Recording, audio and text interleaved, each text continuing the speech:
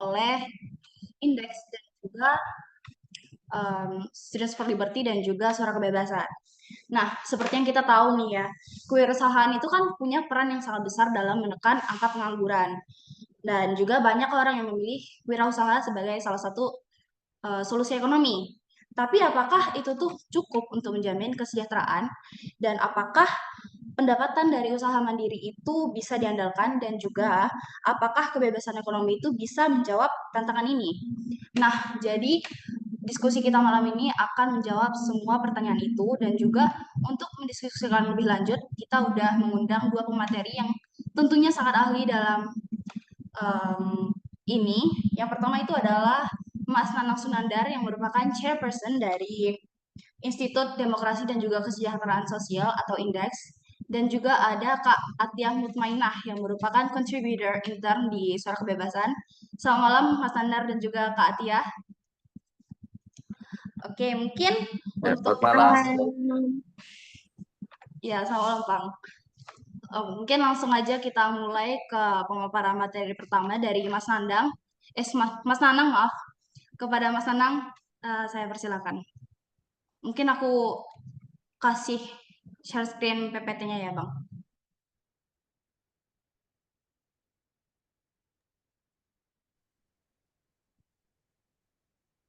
Berapa menit waktu saya, maaf Claudia?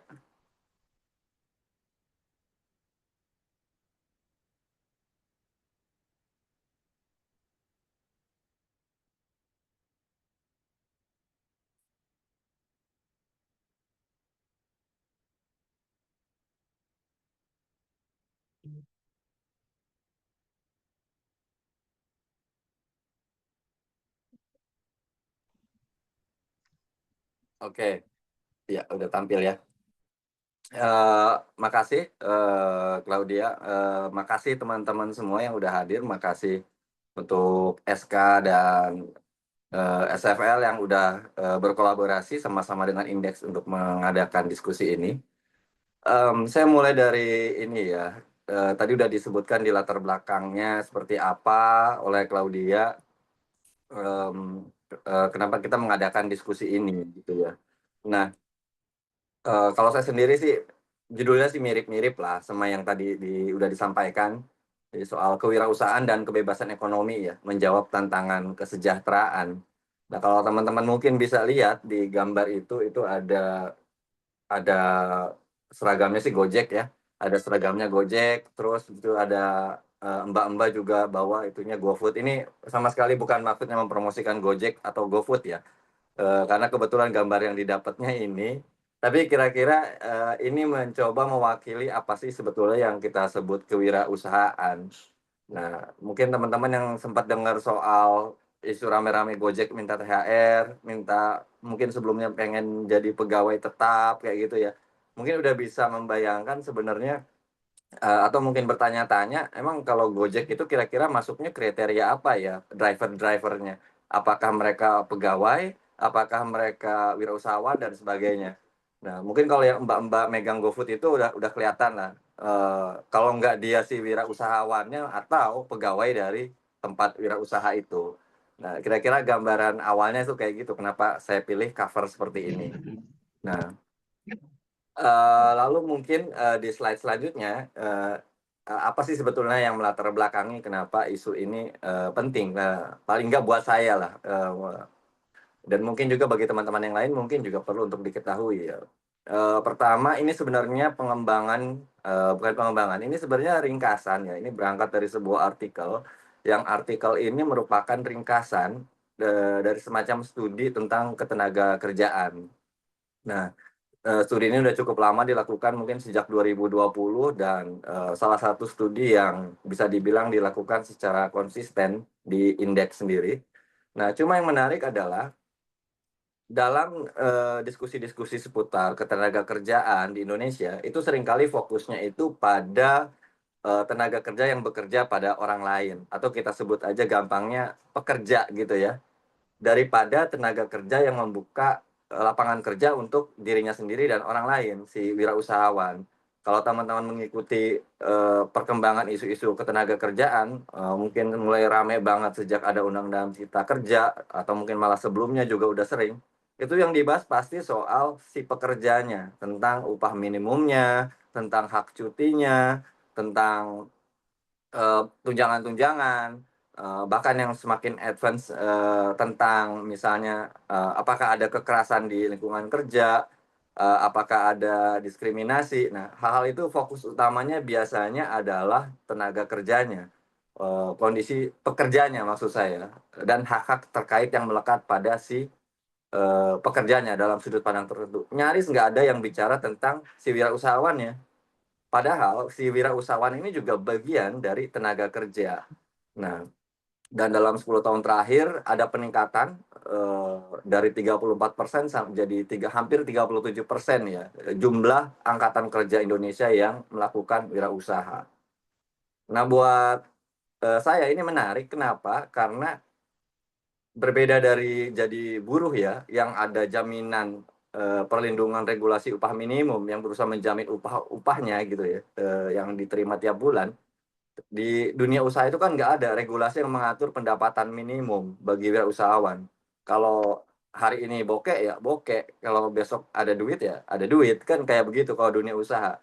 Sebulan ini mungkin bisa jadi sangat sedikit uangnya, bulan depan mungkin bisa lebih banyak dan seterusnya, tapi nggak ada semacam jaminan bahwa tiap bulan saya akan mendapatkan upah minimum, pendapatan minimum sekian kayak gitu ya, apalagi sampai itu datang dari pemerintah. Itu berbeda dengan pekerja yang ada regulasinya. Nah, kenapa ini menarik? Karena justru dalam situasi kayak gini, orang-orang yang berwirausaha itu meningkat jumlahnya. Nah, ini menjadi pertanyaan, apakah karena memang, ya oke lah nggak ada upah minimum, tapi kan juga nggak ada pendapatan maksimum dalam usaha. Artinya, saya bisa dapat, lebih banyak pendapatan, uang yang lebih besar daripada orang yang, bekerja pada orang lain, menjadi buruh. Atau jangan-jangan ada alasan lain sebenarnya di balik fenomena ini. Nah, terakhir yang juga ingin diketahui apakah, ekonomi yang lebih bebas, yaitu kebebasan ekonomi, akan memajukan kewirausahaan dan meningkatkan taraf kesejahteraan pelaku wirausahanya dan para pekerjanya, di tengah tidak adanya jaminan pendapatan seperti itu.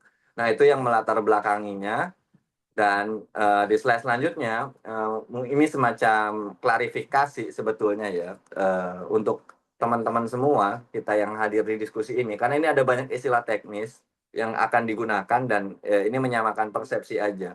Jadi, supaya kita semua tahu gambarannya itu kayak apa sih dalam statistik ketenagakerjaan, istilah-istilah yang dipakai. Jadi saya mulai dari yang paling atas, itu ada penduduk usia kerja yang dimulai dari usia 15 tahun ke atas. Nah, itu masuk penduduk usia kerja. Nah, di beberapa case itu usia 65 ke atas itu sudah masuk tidak produktif, tapi, secara umum dia dianggap penduduk usia kerja. Nah, di bawah 15 itu tidak dimaksud penduduk usia kerja. Lalu dari penduduk usia kerja itu dibagi dua lagi, ada yang disebut angkatan kerja dan ada yang disebut bukan angkatan kerja. Siapa itu yang bukan angkatan kerja? Yaitu orang yang masih sekolah, masih kuliah, artinya masih, berpendidikan dan itu menjadi status utamanya dia, bukan pekerjaannya ya. Lalu juga orang-orang yang mengurus rumah tangga dan memang hanya itu yang dilakukan. Dia tidak sambil bekerja, atau sambil melakukan hal lain, artinya itu adalah identitas utamanya. Nah, itu kelompok yang disebut bukan angkatan kerja. Lalu ada yang disebut angkatan kerja. Nah, angkatan kerja ini dibagi dua lagi, ada yang bekerja dan ada yang jadi pengangguran terbuka. Angka pengangguran terbuka ini lumayan sering disebut dalam berbagai publikasi-publikasi karena dianggap indikator kemajuan lah dalam ketenagakerjaan. Tapi kita nanti bisa lihat apa benar-benar ini sebuah indikator kemajuan pengangguran terbuka ini. Nah, kalau di antara yang bekerja, secara garis besar sebetulnya ada dua kelompok, mereka yang disebut wirausahawan dan mereka yang pekerja. Wirausahawan adalah dia menciptakan, pekerjaan untuk dirinya sendiri dan juga bagi orang lain, sementara yang pekerja adalah mereka yang bekerja pada pihak lain, yaitu buruh. Buruh ini artinya mereka yang menerima upah secara reguler tiap bulan, dan di situ ada peraturan upah minimum dan sebagainya. Lalu ada yang disebut pekerja bebas yang dibagi ke dalam dua sektor, sektor non pertanian dan pertanian. Lalu ada yang disebut pekerja keluarga tak dibayar. Nah, Saya mau sedikit highlight di bagian pekerja keluarga tak dibayar. Eh, Tadi kita sebut ada pengangguran terbuka ya. Ternyata pekerja keluarga yang tak dibayar pun nggak dimasukkan dalam pengangguran terbuka. Jadi bisa dibayangin sebenarnya yang disebut pengangguran terbuka itu benar-benar orang yang nggak ngapa-ngapain pada dasarnya. Yang katanya angkanya turun terus. Tapi bukan berarti mereka yang bekerja pun apapun status mereka itu sudah pasti dalam kondisi yang lebih baik karena ada pekerja keluarga yang tak dibayar sebenarnya dan itu tidak disebut pengangguran dalam statistik ketenagakerjaan dan ini berlaku secara universal bukan cuma di Indonesia. Ini istilah-istilah ini menjadi standar statistik antar negara sehingga bisa diperbandingkan. Nah, lalu mungkin kita sering dengar istilah formal dan informal dalam ekonomi. Yang disebut dengan sektor formal dalam ekonomi itu adalah dua status pekerjaan, yaitu mereka yang berusaha dibantu buruh tidak tetap dari kelompok wirausahawan dan mereka yang menjadi buruh termasuk ASN. Nah, itu masuknya dalam sektor formal. Sementara yang informal jauh lebih banyak lagi. Sisanya dari ini ada 7 semuanya, yang 5 adalah informal. Jadi mereka yang berusaha sendiri, mereka yang berusaha dibantu buruh tapi buruhnya tidak tetap gitu ya. Oke itu terbalik ya, sorry itu harusnya itu berusaha dibantu buruh tidak tetap itu yang di atas ya, ini perlu diperbaiki. Itu yang masuk sektor formal. Nah, sementara yang berusaha dibantu buruh tidak tetap itu yang informal, itu ada terbalik di gambarnya. Nah, eh, dari sisi ini sebetulnya kita bisa ngelihat peta bagaimana sih sebetulnya kondisi pekerjaan di Indonesia. Angka-angkanya bisa kita lihat kayak gini di slide selanjutnya. Nah, itu perbandingan antara tahun 2015 dan tahun 2024. Artinya dalam 10 tahun terakhir, berapa banyak sebenarnya lapangan kerja yang tercipta dari aktivitas wirausaha. Nah, kita coba breakdown dari status wirausahawannya. Jadi ada mereka yang berusaha sendiri, di tahun 2015 jumlahnya 19,5 juta orang. Karena mereka berusaha sendiri, mereka tidak merekrut pekerja, maka nol. Dia hanya menciptakan untuk dirinya sendiri pekerjaan, ya total lapangan kerja dari kelompok ini ya 19,5 juta itu. Nah, di tahun 2024 jumlahnya naik gede banget dari 19 juta menjadi 31,5 juta orang. Mereka yang berusaha sendiri ini. Artinya ada peningkatan yang gede banget yang kalau dibandingkan dengan yang lain-lain itu tidak seberapa besar. Lalu mereka yang berusaha dibantu buruh tidak tetap, ada 18,1 juta orang di tahun 2015 dan mereka mempekerjakan 28,5 juta pekerja yang tidak tetap.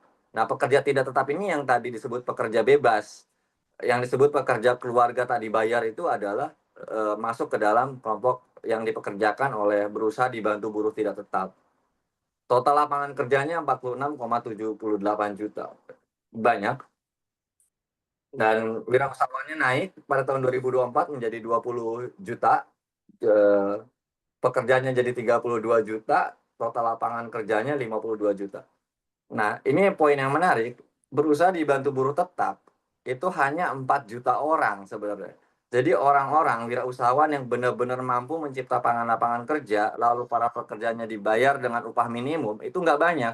Cuma 4 juta orang di Indonesia itu. Nah, berapa banyak yang mereka pekerjakan? Itu 40 jutaan orang. Jadi yang mau saya bilang sebenarnya, sebagian besar wirausahawan itu bergerak di sektor informal. Begitu juga pekerja-pekerjanya secara total maka lebih banyak di sektor informal.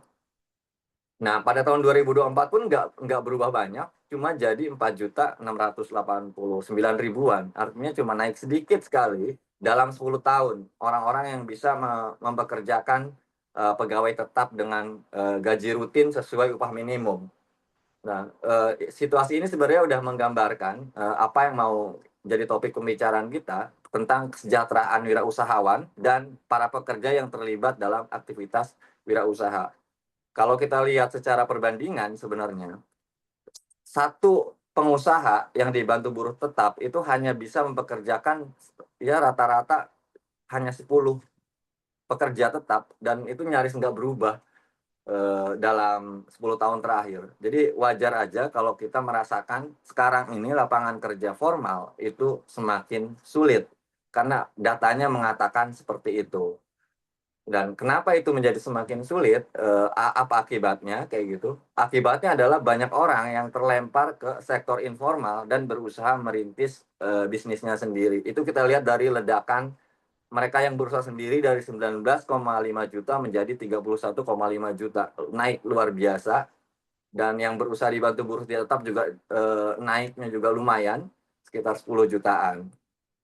Oke, di slide selanjutnya, eee, adalah grafik yang menunjukkan sebetulnya ini perbandingan, angka-angka yang tadi kalau dalam bentuk grafik supaya kelihatan bentuknya kayak apa. Nah, teman-teman bisa melihat kalau di grafik yang sebelah kiri, paling atas garis itu menunjukkan perkembangan jumlah angkatan kerja. Mudah-mudahan teman-teman masih ingat definisi angkatan kerja yang tadi di awal banget.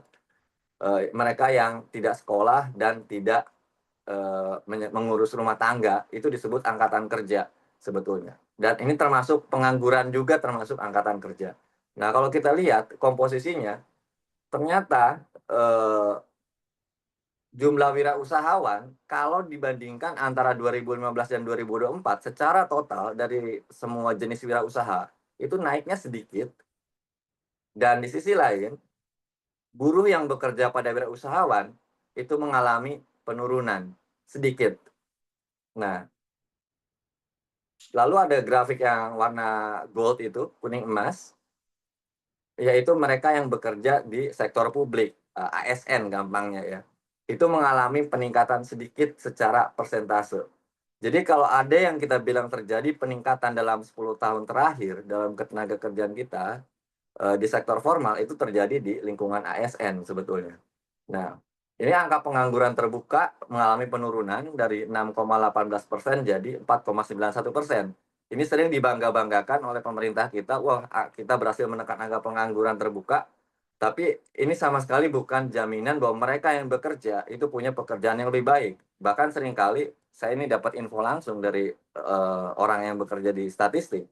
Di Indonesia itu bahkan beberapa orang itu pengangguran itu privilege. Mereka nganggur karena pilihan. Ketika ngelihat pekerjaan nggak ada yang lebih baik dan keluarganya juga oke, masih bisa mengcover biaya hidupnya, ya gue nganggur aja. Nah, jadi penurunan atau kenaikan di pengangguran terbuka ini sebetulnya nggak terlalu menjelaskan banyak hal tentang seberapa sejahtera sih orang-orang Indonesia ini dari sisi income-nya. Nah, grafik sebelahnya itu juga menggambarkan perkembangan khusus wirausaha dan komposisinya masing-masing. Dan kalau kita lihat itu yang paling biru tua warnanya, seperti tadi di data angka nominalnya ya, terjadi peningkatan yang luar biasa di kelompok yang berusaha sendiri.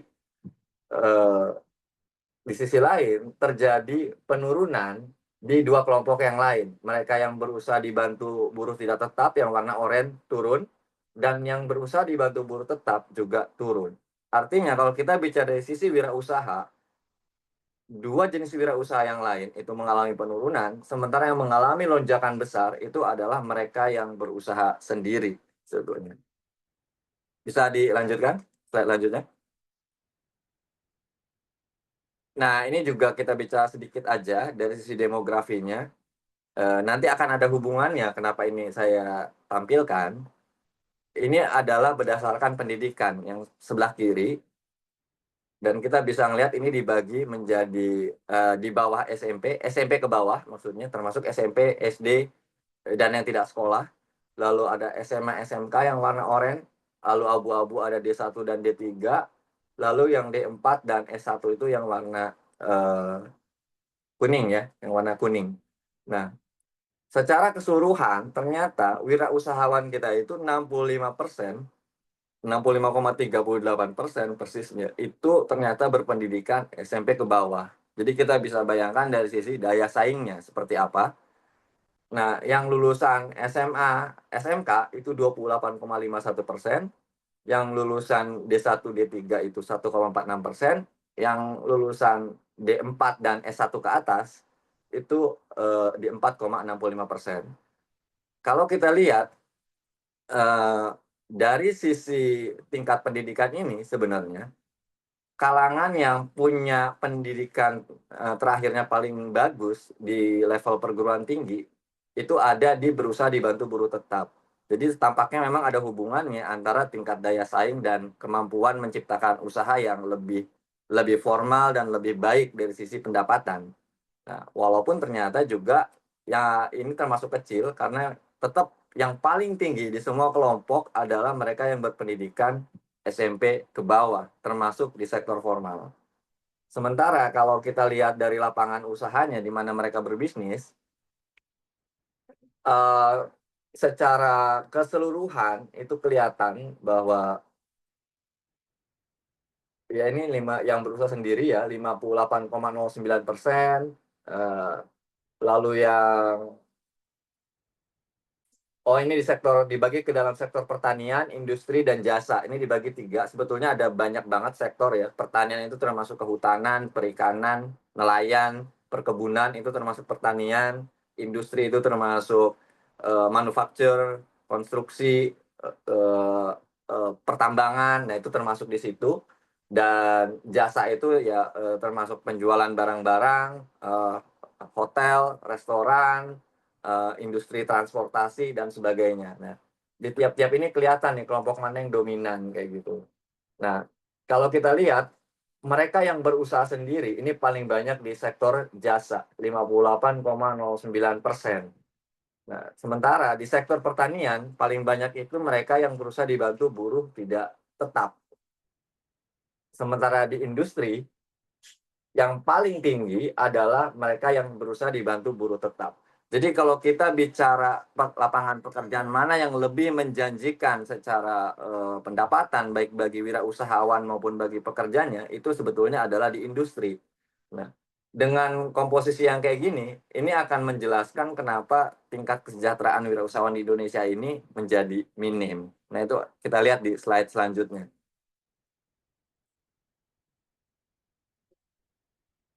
Nah, ini gambarannya. Saya hanya ambil dari sisi wirausahawannya adalah mereka yang berusaha sendiri, karena itu yang paling dominan, lebih dari 50%, kalau nggak salah 56%-an, yang berusaha sendiri di antara para wirausahawan.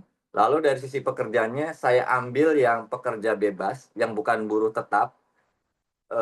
Lalu juga dari sisi yang formal, saya ambil buruh yang digaji tetap ya, dan sebagai pembandingnya ada rata-rata pengeluaran per kapita per bulan. Ini untuk menunjukkan bagaimana sih kalau dihadapkan terhadap pengeluaran, tingkat kesejahteraan orang-orang yang kerja di wirausaha ini kayak apa.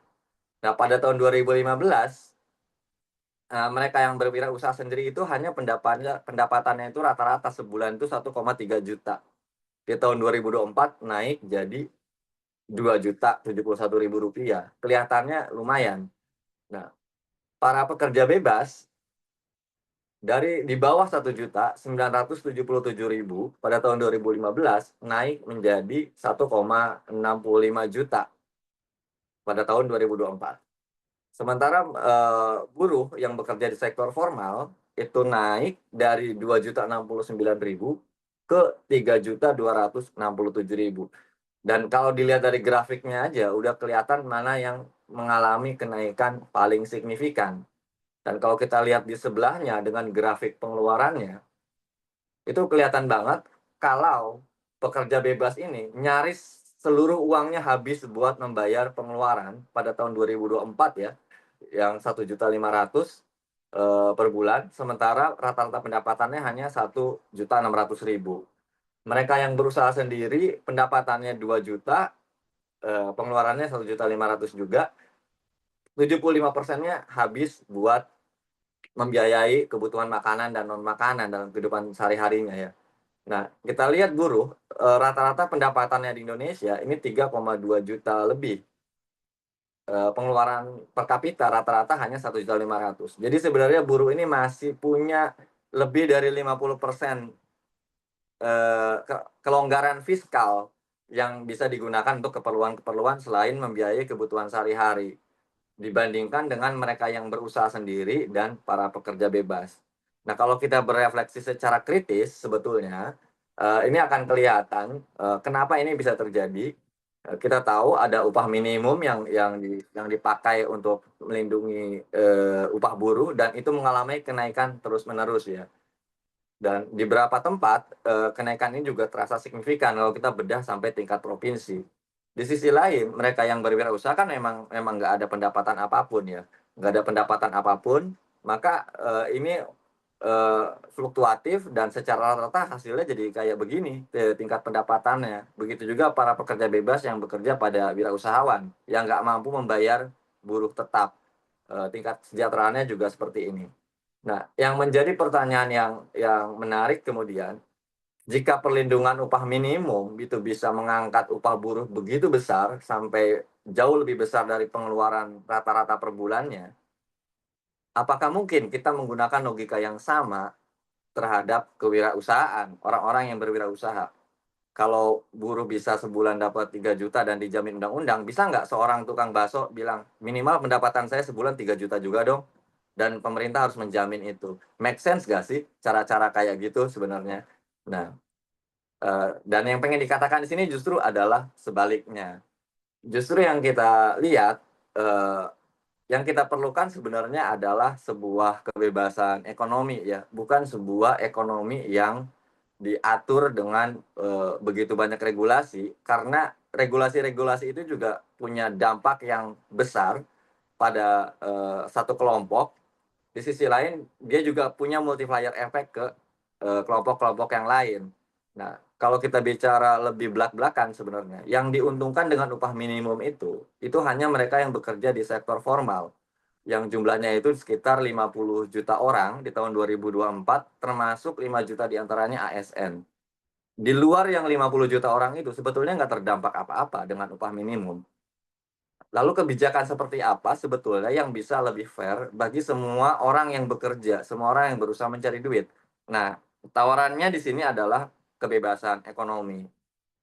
Nah, seperti apa sih sebenarnya yang disebut kebebasan ekonomi itu? Nah, itu, tolong slide selanjutnya. Ini ada sebuah metrik ya, metrik yang menggambarkan secara keseluruhan apa yang disebut dengan kebebasan ekonomi. Ini diambil dari indeks kebebasan ekonominya Heritage Foundation. Secara garis besar, inilah yang aspek-aspek penting dalam kebebasan ekonomi, apa saja komponennya dan faktor-faktor yang mempengaruhinya itu apa.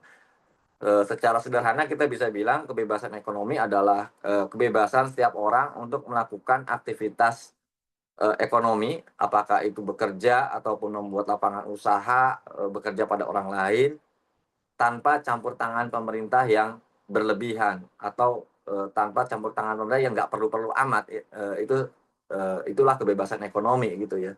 Ekonomi tanpa campur tangan lah gampangnya kayak gitu. Semakin pemerintah tidak campur tangan, semakin bebas ekonominya. Semakin pemerintah banyak campur tangan, semakin kurang bebas ekonominya.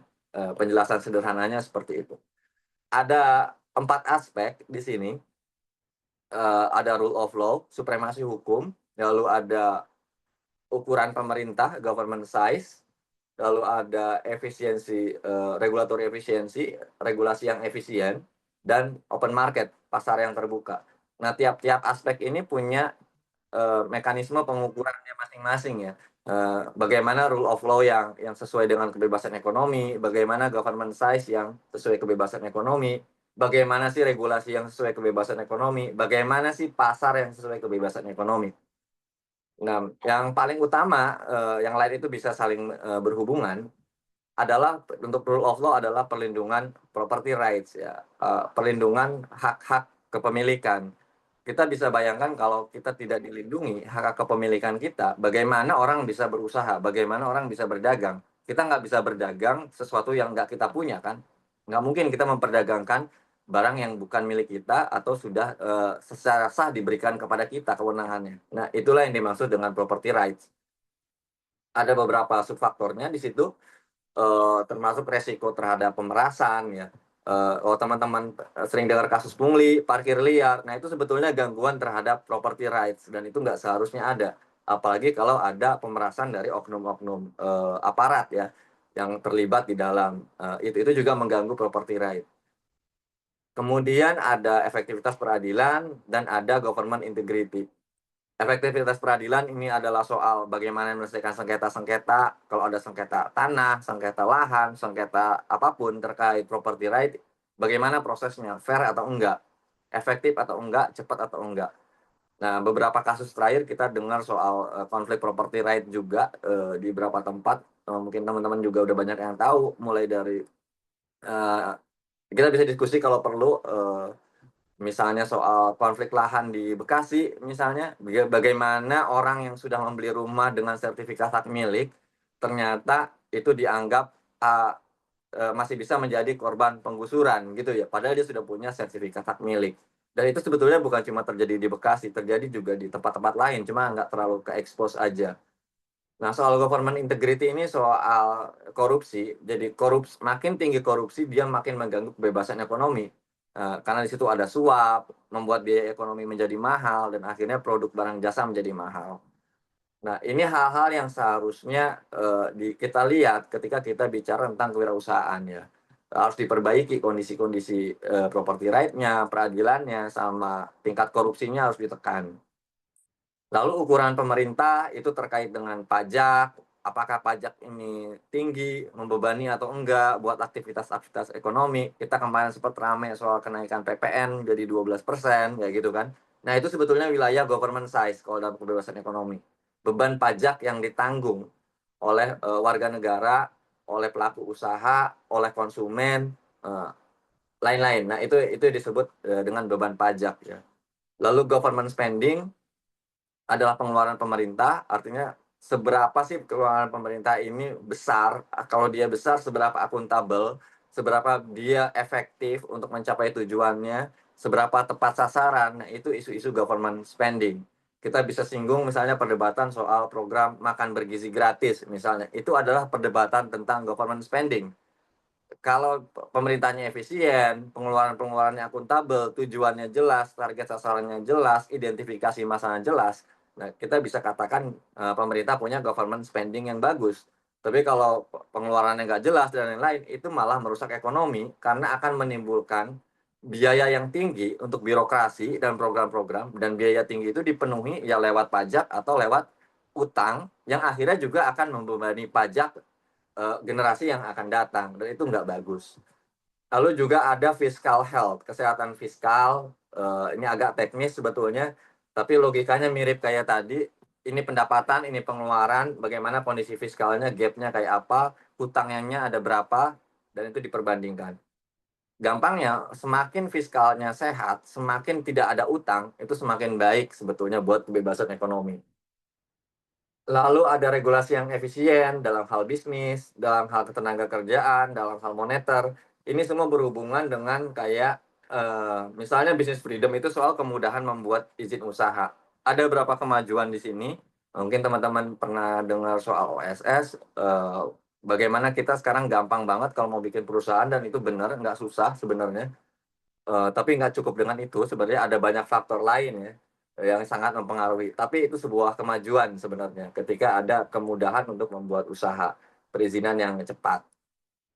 Nah, yang mungkin masih problematis adalah soal labor freedom. Labor freedom ini mengalami lonjakan yang tinggi, upah minimumnya sangat tinggi, dan kalau kalau kita bandingkan dengan kondisi para wirausahawan, sebenarnya nggak kayak gitu di sisi wirausahawan. Sementara labor freedom meningkat sangat cepat.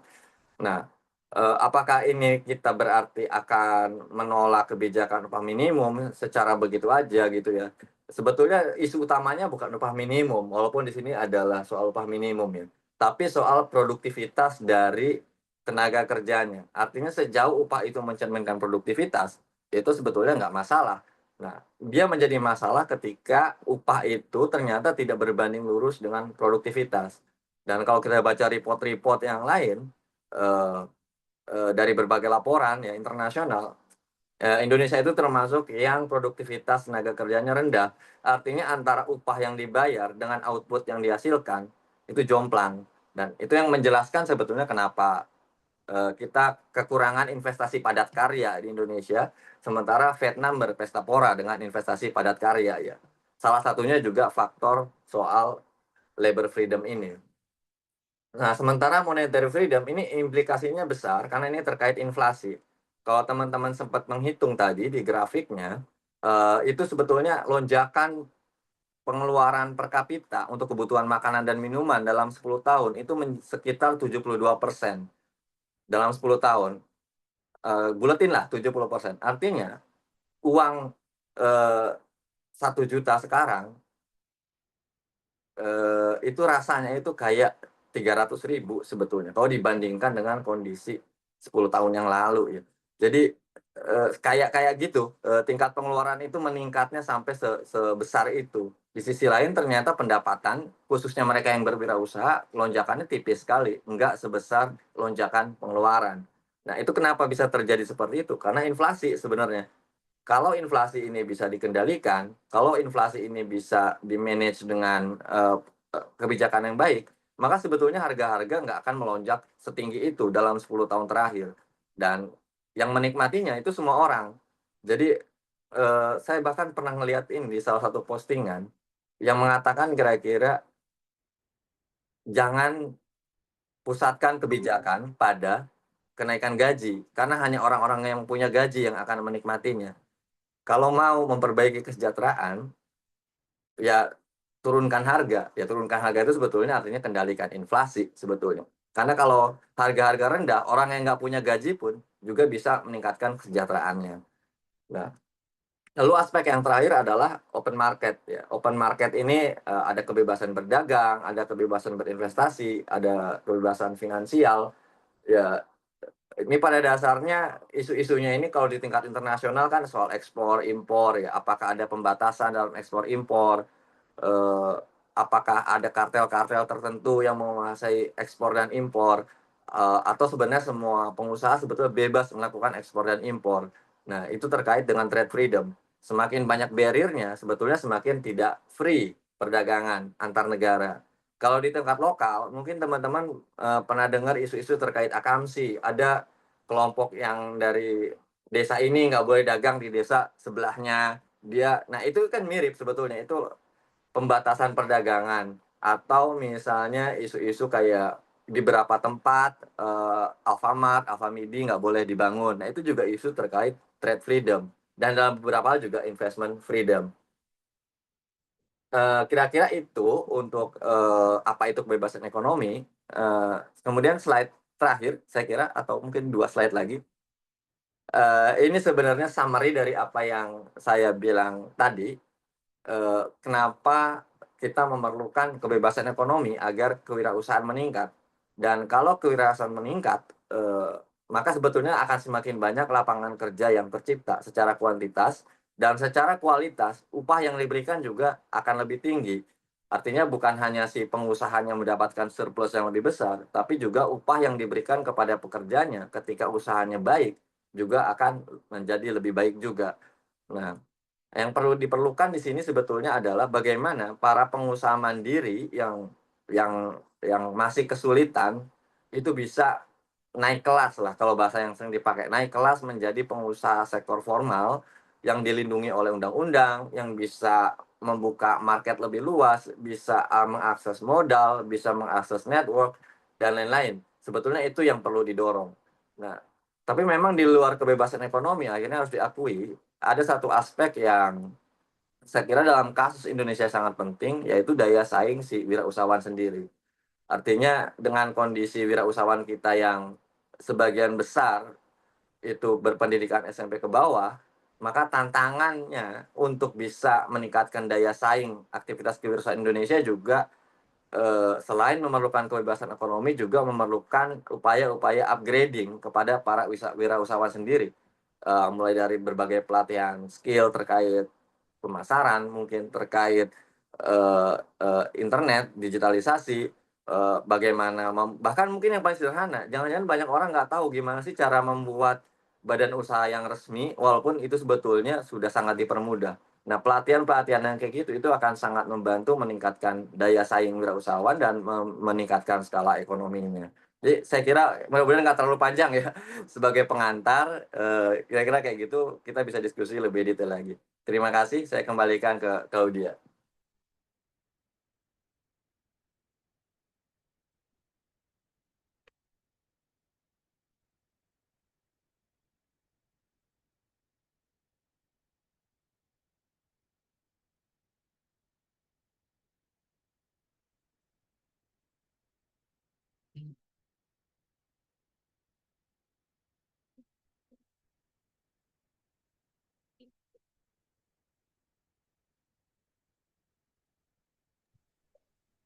Oke, jadi kita udah dapat banyak banget poin-poin yang mungkin bisa kita bahas lebih lanjut nantinya. Tapi sebelum itu mungkin kita akan lanjut pembahasan dari pemateri kita kedua yaitu Kak Atia Mukmaina. Jadi kepada Kak Atia dipersilakan. Halo Kak Nanang, Audi, selamat malam teman-teman. Halo Sebenarnya aku, Tian. sebenarnya aku kayaknya bukan pemateri deh, aku nambahin aja ini. Aku nambahin dari yang Kak Nanang aja sih, dan yang aku tahu gitu, perspektif aku sebagai mahasiswa dari eh, jurusan ekonomi pembangunan. Tadi aku mau highlight dulu pendekatan kebebasan ekonomi itu kan menekankan gitu ya, maksudnya perlu gitu minimnya campur tangan si pemerintah di dalam pasar gitu, sehingga bisa memberikan ruang gitu bagi individu serta bisnis untuk berkembang gitu kan secara alami atau maksudnya kompetisi alami gitu. Nah, eh, tapi sebenarnya kebanyaknya apa ya lonjakan kewirausahaan itu sebenarnya bisa dibilang bagus, tapi kalau terlalu banyak itu malah kesannya apalagi di Indonesia sendiri gitu banyak orang yang sebenarnya terpaksa berwirausaha gitu karena kurangnya lapangan kerja. Kayak mereka tuh yang penting ya udah gue buka warung aja, ya udah gue jualan aja, yang penting ada penghasilan untuk hari ini gitu.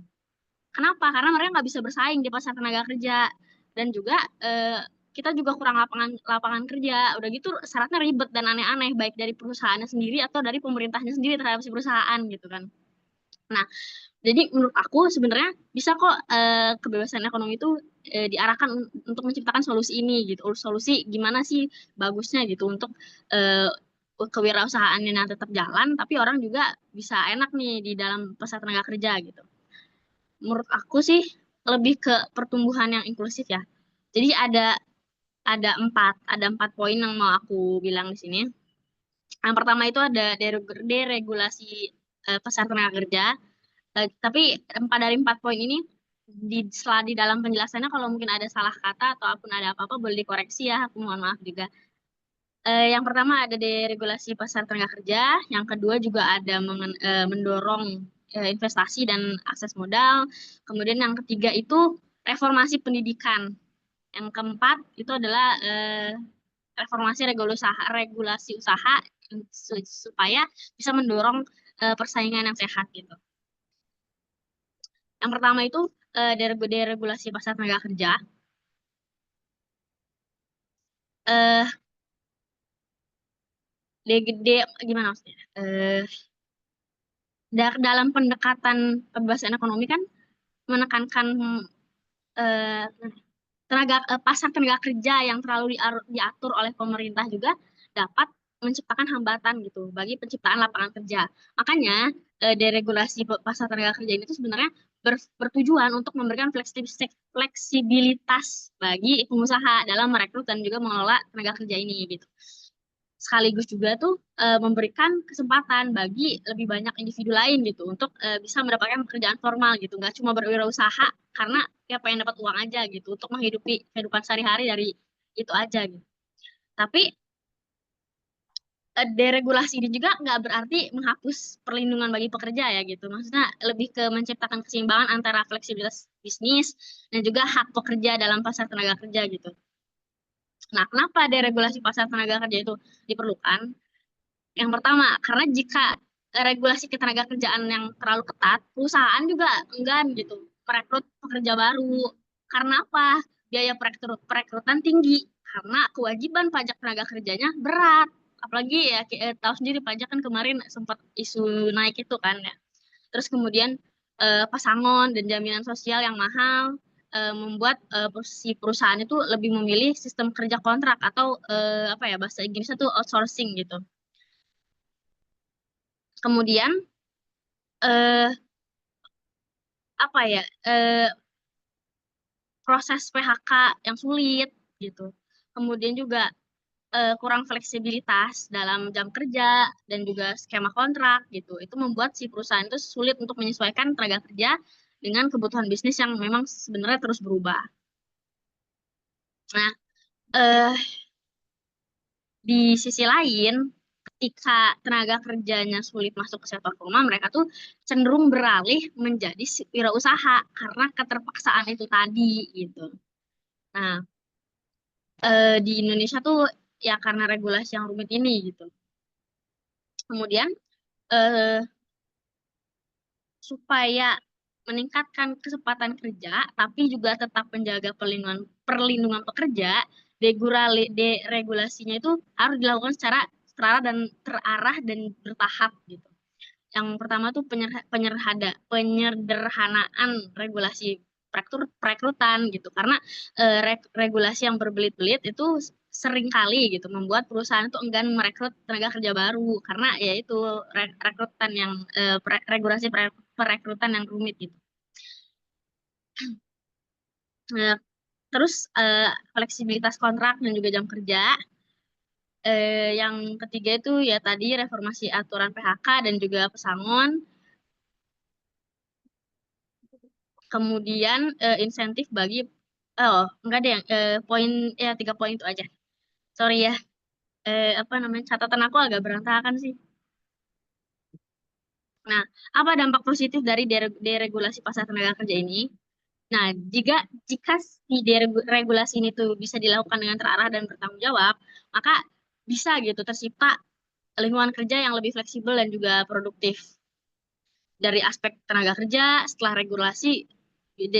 deregulasi bisa bertambah dan juga karena perekrutan yang lebih mudah dan fleksibel itu, makanya perusahaan juga nggak takut nih untuk nambah tenaga kerja baru gitu. Kemudian dari aspek wirausaha kecil, wirausaha juga bisa tumbuh berdasarkan inovasi gitu. Terus kemudian secara fleksibilitas tenaga kerja, ya tentu lebih fleksibel karena memungkinkan pekerja dan juga perusahaan untuk menyesuaikan kondisi ekonomi. Ada juga daya jaminan sosial, di mana wirausaha dan pekerja kontrak itu mendapatkan perlindungan sosial yang lebih luas. Oke. Kemudian eh, yang poin kedua yaitu reformasi reformasi apa sih? Reformasi apa namanya? Mana sih? Investasi gitu. Nah, eh, pajak tinggi itu kan masalah ya, birokrasi juga gitu. Nah, jadi pajak yang tinggi dan kompleks inilah yang membuat si bisnis kecil itu sulit-sulit berkembang. Terus kemudian perusahaan juga enggan untuk memperluas tenaga kerja karena ya beban pajak tenaga kerja tadi gitu. Terus kemudian investor asing juga ya ragu untuk nanamin modal karena sistem pajak kita juga nggak kompetitif gitu. Terus apa gitu? Menurut aku sih, yang pertama adalah menurunkan pajak bagi perusahaan yang menyerap tenaga kerja. Jadi dengan mengurangi pajak penghasilan, perusahaan juga bisa mendapatkan tenaga kerja yang bisa merekrut tenaga kerja dengan lebih banyak gitu. Kemudian juga perlu insentif pajak progresif untuk industri padat karya kayak manufaktur, agribisnis, pariwisata dan lainnya gitu. Kemudian penghapusan pajak dividen. Nah, ini aku nggak tahu sih ini tepat apa enggak, tapi penghapusan pajak dividen untuk perusahaan yang berinvestasi kembali gitu di dalam negeri gitu. Kalau mencontoh dari negara lain, contohnya tuh di sini ada Irlandia, di mana Irlandia tuh menurunkan pajak korporasi menjadi 12%, 12,5%. Yang mana ternyata ini tuh jauh lebih rendah dibanding negara-negara Eropa lainnya gitu, si Irlandia ini. Yang hasilnya di sana itu banyak perusahaan global yang berdiri di sana kayak Apple, Google, itu ternyata mereka juga bikin kantor di sana dan hasil menciptakan ribuan lapangan kerja gitu.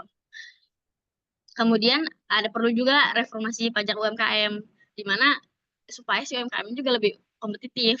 Pajak tetap contohnya tuh kayak misal pajak tetap 0% gitu bagi usaha mikro yang mungkin omsetnya tuh belum mencapai batas tertentu. Kemudian juga ada pajak berbasis keuntungan eh, bukan omset gitu ya sehingga usaha kecil itu bisa lebih berkembang gitu dan juga tanpa terbebani pajak yang tinggi gitu. Kemudian, nah dengan reformasi investasi dan pajak ini juga kan akhirnya bisa menarik investasi gitu dengan pajak yang tadi yang lebih kompetitif gitu. Kemudian hmm, tadi poin keduanya apa ya? Ketiganya itu, oke, yang reformasi pendidikan ya. Menurut aku sih, pendidikan itu kan bukan cuma gelar ya, tapi juga gimana si individu ini bisa bersaing gitu, entah di pasar global ataupun ya itu menciptakan inovasi sendiri gitu. Jadi menurut aku, setiap orang itu perlu memiliki akses ke pendidikan yang tinggi dan juga yang berkualitas agar mereka itu bisa berkembang dalam industri berbasis teknologi gitu, yang di zaman sekarang ini gitu kan, apalagi kan. Kemudian karena tanpa pendidikan yang kuat, masyarakat itu hanya akan terjebak gitu dalam pekerjaan dengan produktivitas yang rendah atau usaha kecil, UMKM kecil yang sulit berkembang gitu. Jadi mungkin tadi Kak Kak Nanang juga meng-highlight ini gitu ya, soal pendidikan kita yang ternyata lebih banyak yang SMP-nya, SMA-nya gitu dibanding yang mungkin sarjana ke atas gitu, ataupun yang dari vokasi gitu. Nah, pendekatan reformasi pendidikan itu menurut aku dalam kebebasan ekonomi harus berfokus pada peningkatan kualitas SDM, kemudian juga keterjangkauan pendidikan yang tinggi dan juga apa ya maksudnya, keterampilan berbasis inovasi gitu agar si negara itu tadi bisa menghasilkan tenaga kerja yang mampu beradaptasi gitu dan juga bersaing di pasar tenaga kerja. Kenapa perlu? Ya karena umur gimana ya? Dalam ekonomi modern, akses ke pendidikan yang berkualitas itu sebenarnya bukan cuma hak gitu. Dan lebih kepada kebutuhan. Dan ya kalau ada pejabat yang bilang kalau kebutuhan pendidikan itu tersier, itu salah sih. Itu tuh kebutuhan gitu. Karena ya pekerjaan yang berkualitas tinggi membutuhkan keterampilan yang tinggi. Banyak pekerjaan di sektor-sektor teknologi, keuangan, dan manufaktur itu memerlukan keahlian khusus gitu. Yang hanya bisa diperoleh melalui pendidikan tinggi, pendidikan khusus malah. Kan nggak bisa orang yang mungkin belajar manajemen tiba-tiba eh, dicemplungin gitu aja disuruh bikin komputer gitu kan, kayak kecuali mungkin ada pelatihannya sendiri gitu kan. Terus ya itu tadi inovasi lahir dari individu yang terdidik gitu. Negara-negara yang SDM-nya tinggi kayak AS, Jerman, Jepang itu kan unggul banget ya, apalagi Jerman tuh terkenal banget mobilnya. Jepang juga Shinkansen dari sana gitu kan, unggul gitu dalam inovasi teknologi. Kemudian juga perlu diketahui bahwa persaingan global itu semakin ketat. Tanpa pendidikan yang tinggi, yang kuat, tenaga kerja itu cuma ya tenaga kerja dalam suatu negara itu hanya akan menjadi ya pekerja-pekerja dengan upah rendah gitu, bukan inovator, bukan pemimpin bisnis lah gitu. Eh, oleh karena itu, untuk memastikan setiap individu itu mendapatkan pendidikan tinggi dan juga berkualitas dan mampu bersaing, kebijakan pendidikan itu harus berorientasi pada kualitas, aksesibilitas, dan juga keterkaitan dengan dunia industri. Jadi pendidikan tinggi itu tuh harus diasumsikan sebagai investasi, bukan beban, gitu. Jadi menurut aku mungkin yang teman-teman juga lihat di media gitu ya, aku juga sempat bikin tulisan soal ini sih, mengenai anak-anak Papua yang memilih pendidikan gratis gitu dibanding makan gratis. Karena ya itu tadi, pendidikan itu harus terjangkau untuk semua orang tanpa membebani keuangan negara secara berlebihan juga gitu. Karena itu tadi maksudnya kayak kita makan sampai kenyang tapi bego gitu kan, buat apa gitu maksudnya. Kemudian eh, kalaupun ada subsidi, ya model subsidinya tuh harus berbasis gitu, disesuaikan gitu dengan kebutuhan misal untuk mahasiswa gitu kan. Contoh untuk anak-anak KIP, mungkin kalau aku lihat dari teman-teman yang aku masih berkuliah juga ya, kalau aku lihat dari teman-teman yang memang mendapatkan KIP itu sebenarnya lebih banyak yang menyasar kepada orang-orang yang butuh kok dibanding orang-orang yang mungkin viral di Twitter kalau karena mereka sebenarnya kaya tapi ngambil KIP gitu. Nah itu tadi berarti harus lebih pintar lagi gitu untuk memilih mahasiswa mana yang tepat untuk mendapatkan subsidi ini gitu. Kemudian sebenarnya poin ini nih aku masukin tapi aku nggak terlalu oke gitu ya, yaitu pinjaman pendidikan gitu. Jadi kalau di Amerika, Australia itu kan ada namanya student loan gitu kan. Jadi di mana si mahasiswa itu bisa membayar biaya kuliah gitu. Nah, dan eh, dan dikembalikan lagi ketika after mereka kuliah gitu. Gitu. Kemudian ya meningkatkan standar kualitas universitas dan lembaga pendidikan itu juga penting. Kemudian em, mewajibkan pendidikan yang berbasis inovasi gitu ya. Makanya kita sebenarnya perlu riset juga sih, perlu banyak riset gitu. Kemudian eh, perlu poin keempatnya gimana bilangnya? Pendidikan sepanjang hayat. Bahasa Inggris aneh banget gak sih? Eh, Lifelong learning untuk adaptasi si pasar kerja itu sendiri gitu. Jadi program pendidikan yang fleksibel itu kan untuk pekerja yang ingin meningkatkan keterampilan tanpa harus meninggalkan gimana ya Bu?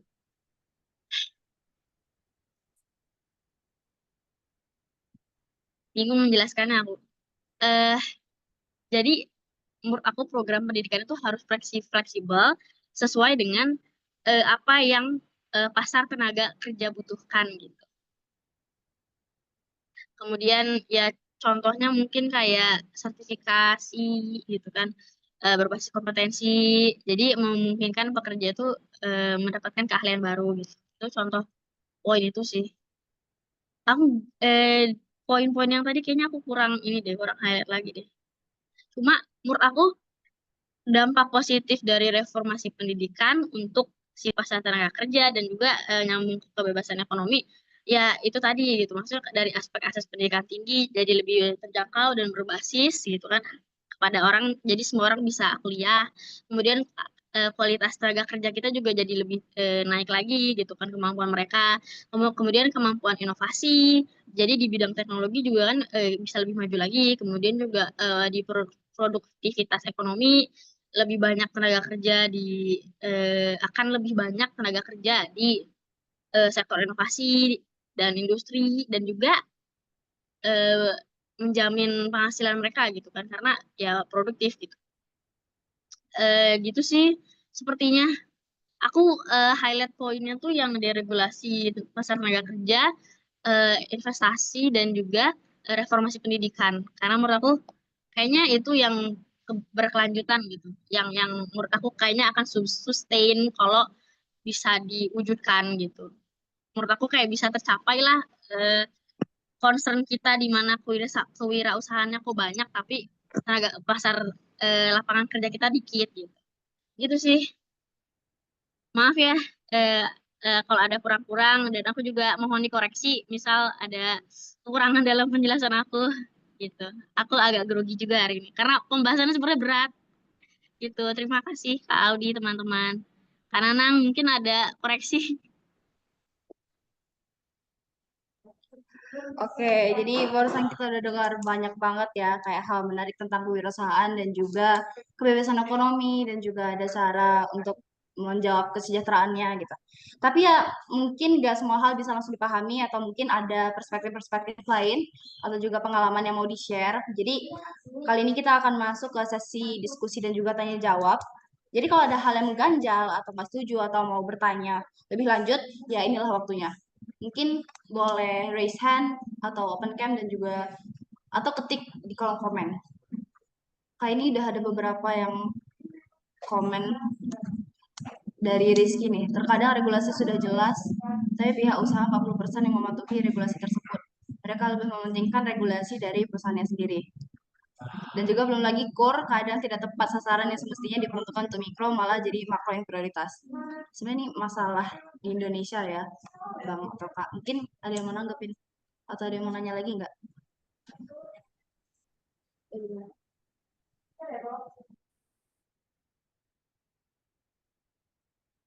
Atau mungkin aku dulu deh yang yang nanya gitu. Kan tadi dibilang kan kalau misalnya regulasi yang agak ketat itu bisa bikin usahanya terhambat gitu kan, Bang Kak. Nah, jadi tapi kalau misalnya lebih dilonggarkan kan itu jadi timbul permasalahan yang baru juga ya, kayak misalnya mungkin ada penyalahgunaan atau monopoli pasar gitu. Mungkin ada nggak solusinya untuk hal yang kayak gitu?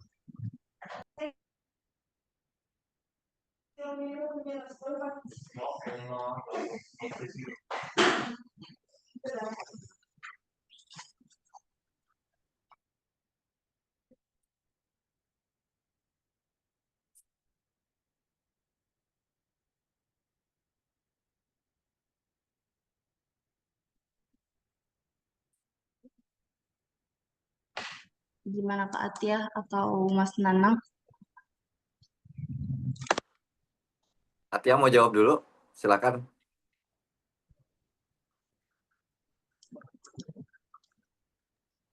Aku masih gimana ya?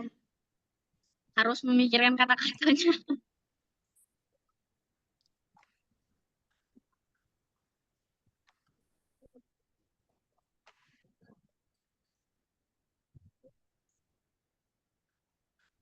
Oh ini ada pertanyaan lain nih dari Rafa Kanan. Mau nanya kepada masing-masing speaker dengan huru-hara perekonomian Indonesia sekarang, menurut Anda berapa poin Indonesia dari skala 1 sampai 10 dalam kebebasan ekonomi? Dan seberapa jauh keadaan Indonesia sekarang dari kebebasan ekonomi yang diperlukan?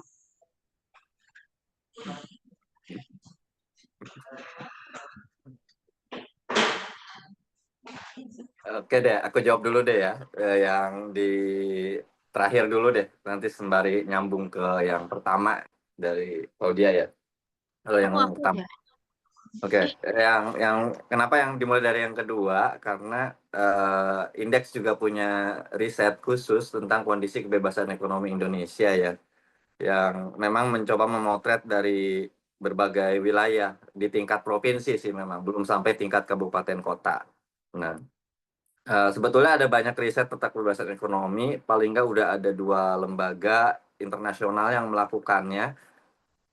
Ada Fraser sama Heritage Foundation yang tadi sempat diperlihatkan di indikator-indikatornya ya. Dan hasilnya dengan skala yang berbeda, tapi ya nggak jauh beda sebetulnya. Kalau Heritage Foundation 0 sampai 100, dia ada di angka 50-an gitu ya.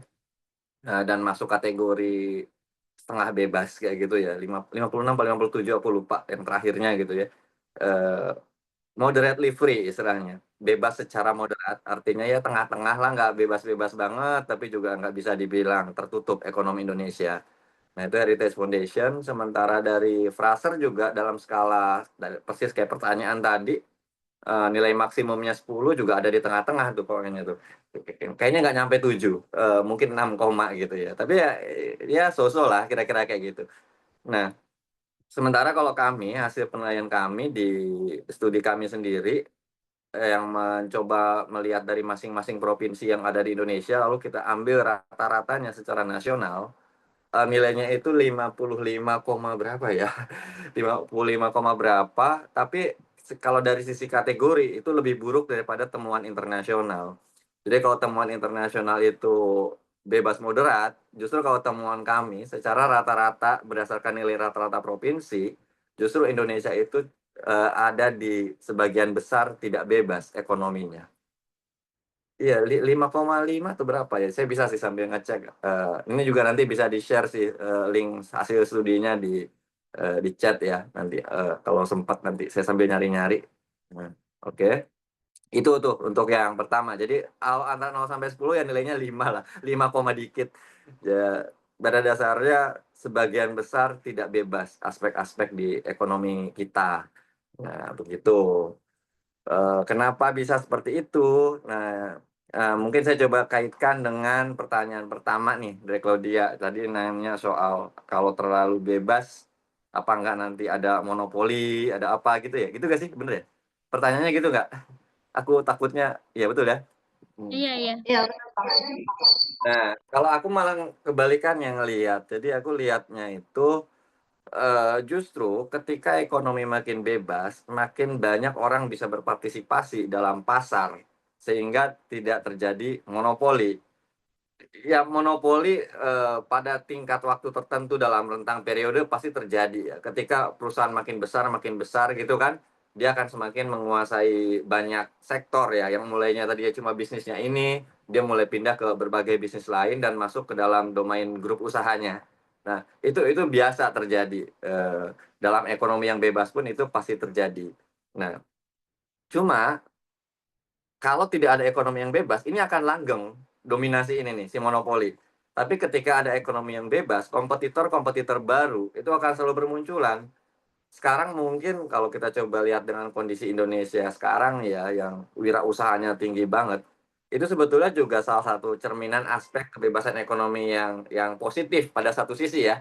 Karena orang banyak wirausaha, kira-kira gitu. Walaupun dia masih di wilayah informal sebenarnya ya, tapi ada banyak wirausaha. Eh, Ketika banyak orang wirausaha, ini mungkin nggak bagus ketika kita lihat tadi kondisi kesejahteraannya kayak gimana, penciptaan lapangan kerjanya kayak gimana, tapi akan terjadi kompetisi yang akhirnya hanya mereka yang usahanya cukup berdaya saing yang bisa survive gitu kan. Tapi bukan berarti orang dari awal bilang, ah kamu nggak bisa berusaha, udahlah jangan berusaha gitu. Itu juga nggak bagus. Biarin aja semua orang berusaha dan biarlah akhirnya pasar yang menentukan siapa yang memang layak dibeli barang atau jasanya, layak bertahan, layak survive. Nah, kalau nggak ada kebebasan ekonomi, itu usaha-usaha besar ini nggak akan ada yang grecokin. Apa ya, contoh paling gampang mungkin harga pulsa kali ya. Saya nggak tahu nih, teman-teman ngalamin apa enggak nih, ada yang pernah ngalamin atau enggak. Tapi saya ngalamin harga pulsa dulu tuh mahal sekali ya. HP pertama saya itu tahun 90 berapa ya saya punya HP. Tahun 99, saya kira 99 ya. 99 saya punya HP ya. Punya HP, harga HP itu masih hitam, bentuknya masih hitam putih, cuma bisa SMS, dan harganya itu 1.100.000. Nah, teman-teman bayangin, kalau nggak ada pasar yang terbuka, pertama harga HP-nya dulu. Apakah akan ada kompetisi? Barang itu jangan-jangan 1.100.000 masih akan kayak begitu harganya. Sekarang coba lihat, HP 1 jutaan udah kayak apa canggihnya. Ya nggak sih? Itu menunjukkan bagaimana persaingan terbuka itu memicu inovasi dan akhirnya menekan harga. Bagaimana nilai 1.100.000 jadi jauh lebih fungsional, jauh lebih bermanfaat, mendatangkan lebih banyak tools yang berguna buat kita dibandingkan nilai 1.100.000 pada tahun 99 dalam konteks teknologi ya. Itu artinya bagaimana pasar membuat itu bisa. Kedua, harga pulsa. Mulai kartu perdana itu dulu harganya 400-500 ribu. Karena persaingan belum ada. Cuma ada berapa ya dominasi Telkomsel lah. Buka-bukaan aja lah, dominasi plat merah di situ kan. Tapi begitu dominasinya kebongkar, ada keterbukaan pasar di sisi telekomunikasi, mulai banyak pesaing, ada Excel, ada Indosat juga udah jadi swasta kan sekarang. Terus ada apa lagi segala macam. Nah, itu memicu persaingan dan akhirnya harga pulsa jadi, oh saya bilang dibanding saya punya HP dulu jauh lebih murah sekarang semuanya. Nah, begitu juga harga internet yang kita rasa sekarang kan masih mahal karena kita membandingkannya dengan negara lain ya, yang udah lebih progres lagi, pasarnya lebih terbuka lagi. Tapi internet sekarang dibanding internet 10 tahun, 20 tahun yang lalu di Indonesia jauh lebih murah. Kayak gitu loh. Ya, saya mau mencoba lihat sisi progres Indonesianya ya. Bukan perbandingan antar negara. Bagaimana pasar yang semakin terbuka di Indonesia memicu persaingan itu membuat harga-harga lebih affordable, lebih terjangkau buat lebih banyak orang. Dulu mungkin hanya orang-orang yang di kota dengan upah minimum sekian, katakanlah yang dia punya tiap bulan, yang bisa mengakses internet. Sekarang sampai kampung-kampung pun, sejauh sudah ada infrastrukturnya, orang bisa gitu kan. Artinya pulsa lebih murah sebetulnya, gadget lebih murah. Nah, itu soal monopoli dan kenapa saya nggak terlalu khawatir, justru malah ngelihat dengan pasar yang terbuka justru itu ada kesempatan buat menggoyahkan monopoli supaya dia nggak terlalu lama menjadi kekuatan dominan. Itu sih Claudia kalau dari saya. Oke, makasih Bang.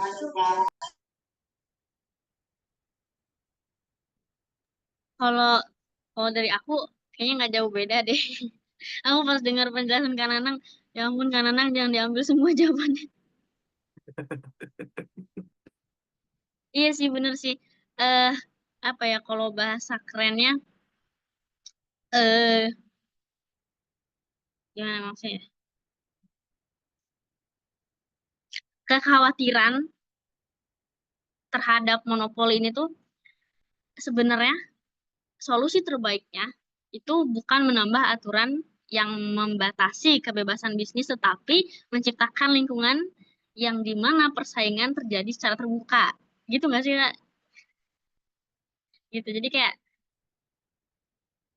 eh, kalau dijawab apakah monopoli selalu merugikan pasar bebas, tidak semua monopoli buruk sih.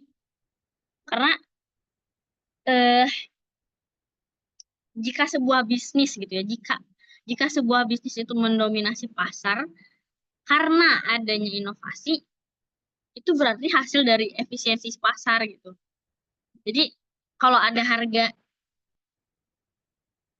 kalau ada harga yang ditawarkan kalau ada harga yang ditawarkan lebih rendah dengan kualitas yang lebih baik, gak akan ada alasan untuk membatasi si pertumbuhan bisnis tersebut gitu. Dan bisnis yang besar juga ada karena efisiensi dan juga justru dapat meningkatkan gitu kesejahteraan si konsumen gitu. Kemudian yang kedua itu adalah memastikan persaingan bebas tanpa hambatan gitu. Jadi daripada menghambat bisnis besar, ya yang perlu dilakukan itu adalah mendorong lebih banyak pemain baru yang untuk masuk ke pasar dan memastikan si kompetisi tetap terbuka gitu. Kemudian yaitu tadi kesimpulannya adalah menyeimbangkan deregulasi dengan kompetisi bebas gitu, pasar bebas ini gitu. Jadi eh, monopoli yang terjadi secara alami tidak boleh dianggap masalah karena menurut aku itu juga hasil dari persaingan sehat gitu, kompetisi alami ini gitu. Kemudian hambatan masuk harus dihilangkan karena bisnis kecil tuh bisa juga menantang si pemain besar ini gitu.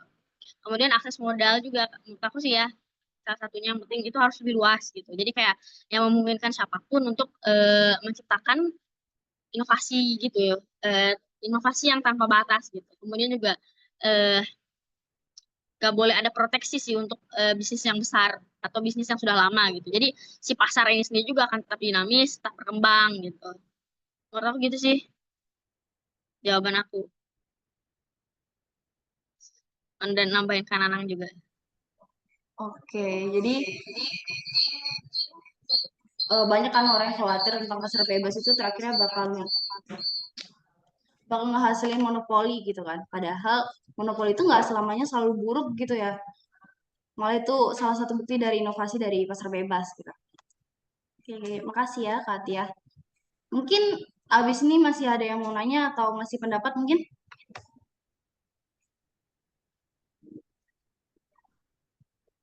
Ya nggak ada lagi. Aku mau nimbrung ini deh sembari Ada nunggu. tanya mungkin boleh raise hand atau ketik di komen lagi. Eh, yang Oke, tadi kalau nggak disebut mungkin aku mau Atia langsung coba. kasih closing statement aja ya tentang diskusi kita malam ini.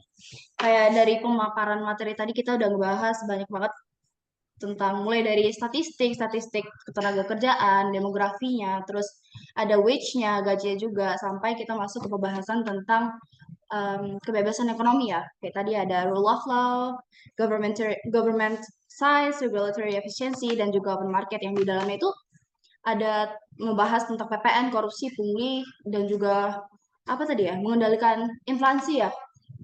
Dan materi dari Kak Tia tadi juga ditambah salah satu itu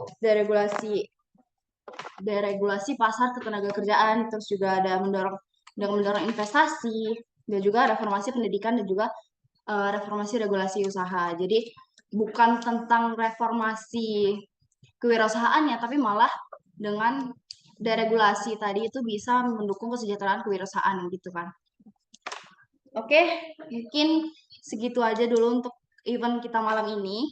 Dan untuk teman-teman yang senang dengan event-event kayak gini mungkin bisa follow Index dan Students for Liberty dan juga Suara Kebebasan karena kita juga rutin bikin event yang kayak gini. Dan juga terima kasih sekali lagi untuk Mas Nanang dan juga Katia. Dan juga terima kasih kepada teman-teman yang sudah turut berpartisipasi dan juga meluangkan waktunya untuk event kita malam ini. Mungkin sekian dari saya, akan saya tutup. Terima kasih yang sudah hadir. Udah kan? Masih bisa? Dadah, Audi, Kanana. Dadah. Makasih ya Mas Nanang dan juga Tia. Iya, Kanana, aku malu banget. Keren loh. Oh ya, jangan lupa isi presensinya guys. Ada di komen. Oke, aku tutup ya. Ada tadi presensinya. Dadah.